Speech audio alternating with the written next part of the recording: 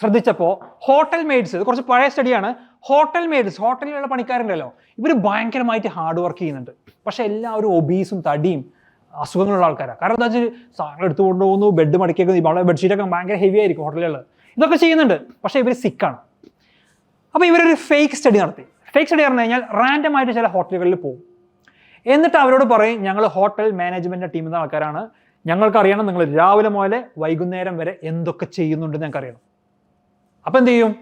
Staff വിചാരിച്ച പേര് management ആൾക്കാരാണെന്ന്.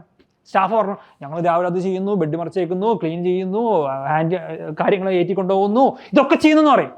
അപ്പോൾ അവസാനം സൈക്കോളജിസ്റ്റ് പറയും വാവ് ഫാന്റാസ്റ്റിക് അമേസിങ്, നിങ്ങൾ you are burning X amount of calorie, you guys must be fit, നിങ്ങൾ ഉറപ്പായിട്ടും ഭയങ്കര ഫിറ്റ് ആയിട്ടുള്ള ആൾക്കാരാണ് ആയിരിക്കുമെന്ന് സൈക്കോളജിസ്റ്റുകൾ പറഞ്ഞു കൊടുത്തു. What is that? It is A thought.